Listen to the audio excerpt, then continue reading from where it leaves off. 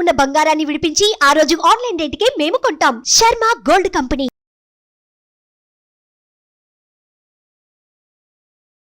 నమస్కారం, నేను మీ జాహ్నవి. అందరూ బాగున్నారు కదా? బాగున్నారని, బాగుంటారని మనస్ఫూర్తిగా కోరుకుంటూ, మరి సూక్ష్మంలో మోక్షం ఈ ప్రత్యేక కార్యక్రమం ద్వారా మనకున్నటువంటి ప్రతి సమస్యకి సరికొత్త సొల్యూషన్స్ మనకు అందించడం కోసం అంతా ఉన్నారు ప్రముఖ జ్యోతిష్య వాస్తు పండితులు, జ్యోతిష్య వాస్తు శిక్షణ నిపుణులు, లలిత ఉపాసకులు బ్రహ్మశ్రీ నానాజీ పట్నాయక్ గురువు గారు. మాట్లాడేద్దాం. నమస్కారం గురువు గారు. శ్రీమాత్రే నమః.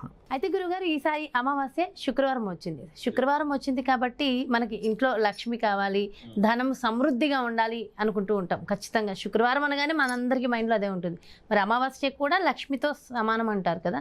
మరి ఈ అమావాస్య ప్రత్యేకం ఏమిటి? ఈసారి ధన కనక వర్షం మన ఇంట కురవాలంటే మనం ఏం చేయాలంట? నిజంగానే మీరు అన్నట్టుగా కనక వర్షాన్ని కురిపించే అమావాస్య ఇది. అంతేనా?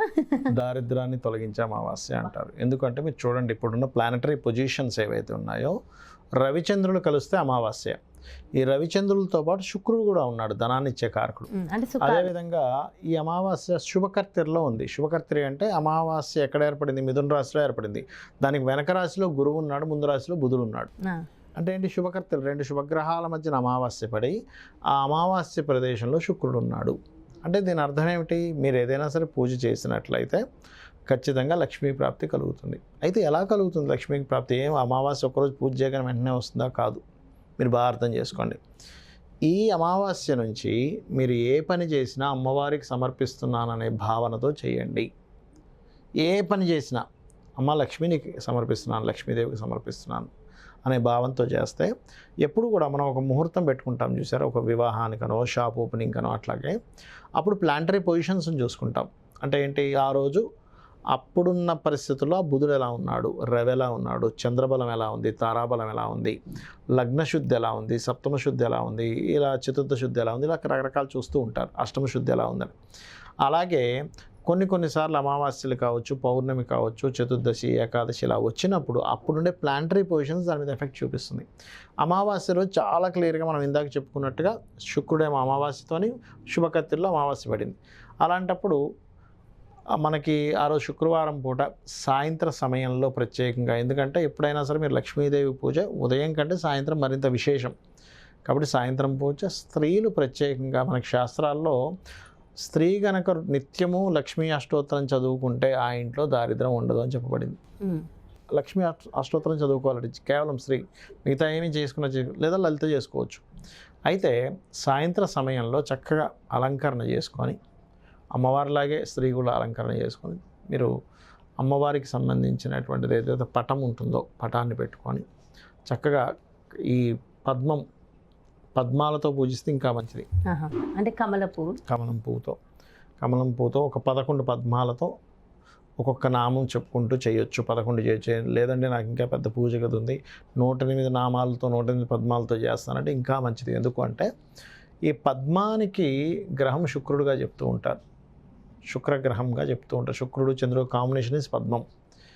ఎప్పుడైతే అమావాస్య నాడు సహజంగానే రవిచంద్రుడు కలిసి ఉంటారు, పౌర్ణమి అయితే 1/7 యాక్సెస్లో ఉంటారు. అక్కడ ఎప్పుడైతే ఈ పద్మానికి కారకులైనటువంటి ఈ చంద్రుడు అంటే నీటికి కారకం, శుక్రుడు అంటే పుష్పం, చంద్రశుక్రులు కాంబినేషన్ ఈజ్ పద్మం అనమాట. అలా ఉన్నప్పుడు ఏమవుతుంటుందంటే ఆ రోజు అమ్మవారి యొక్క నామంతో ఒక్కొక్క పద్మాన్ని వేసి పూజ చేయడము, లేదంటే నాకు అంటే అంత నేను కొనలేను అనుకునే వాళ్ళు కనీసం ఒక పద్మమైనా వేయండి, తప్పేం. ఇక మనీ లేదు, ఒక్క పద్మం సమర్పించండి అమ్మవారికి. ఎలా ఉంటుందంటే ఇది ఒక తాంత్రిక ప్రక్రియ. ఎలా ఉంటుంది తాంత్రికం అంటే అది నెగిటివ్ అని కాదు, మనము ఎటువంటి పదార్థంతో చేశాము పూజ అనేది చాలా ముఖ్యం. ఇప్పుడు చూడండి, కొంతమందికి సంతానం ఉండదు. ఈ అమావాస్య గనక గంధము వేస్తూ లక్ష్మీ అష్టోత్తరం చదువుతున్నారు అనుకోండి, సంతానం కలుగుతుంది.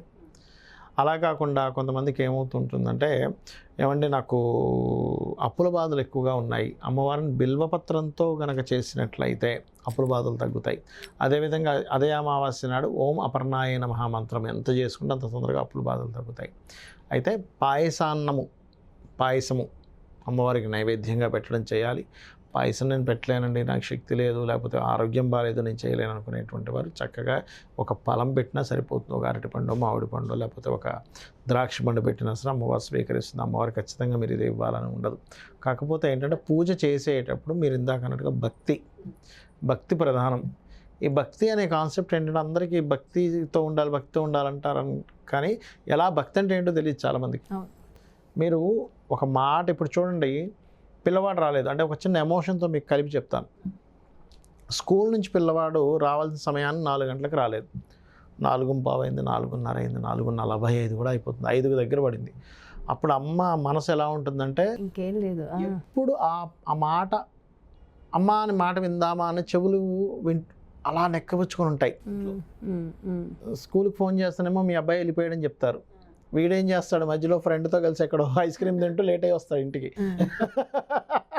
ఆ పిల్లవాడు తలుపు కొట్టి అమ్మ అనగానే ఎంత మనసు ఎలా పులకిస్తుందో తల్లి మనసు, అలాగా అమ్మవారి నామం వినగానే మీ మనసు పులకిస్తే దట్ ఈజ్ భక్తి.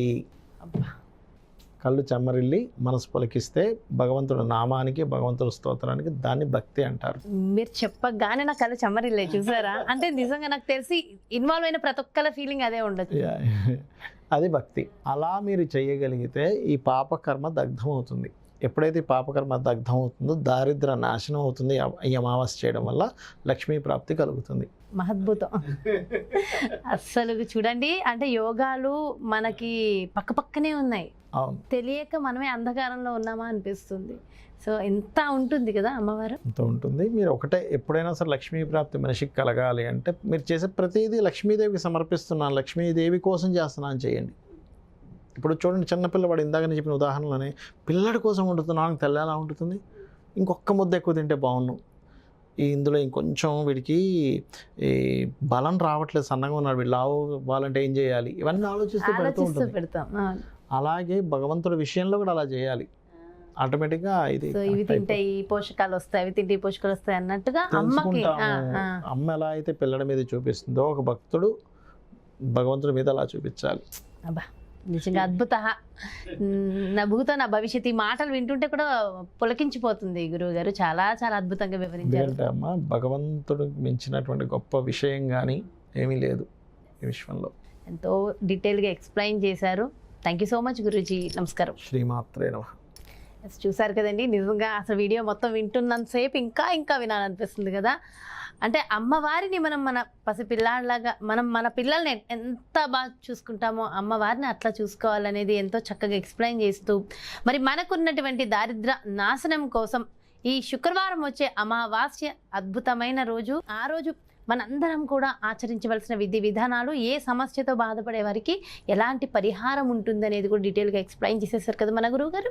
మరో ప్రత్యేకమైన కార్యక్రమంతో మళ్ళీ మీ ముందుకు వచ్చేస్తాను. మరి అలాగే పర్సనల్గా మీ యొక్క జాతకానికి సంబంధించి కానీ, లేదంటే మీ ఇంటి వ్యాపార వాస్తుకు సంబంధించి కానీ గురువు గారిని సంప్రదించాలి, అపాయింట్మెంట్ కావాలనుకుంటే వెంటనే క్రింద డిస్ప్లే అవుతున్నటువంటి నెంబర్స్కి కాల్ చేయండి, అపాయింట్మెంట్ తీసుకోండి. శ్రీమాత్రే నమః. సుమన్ టీవీలో మీ పర్సనల్ అండ్ బిజినెస్ ప్రమోషన్స్ కోసం కింది నెంబర్కి కాంటాక్ట్ చేయండి.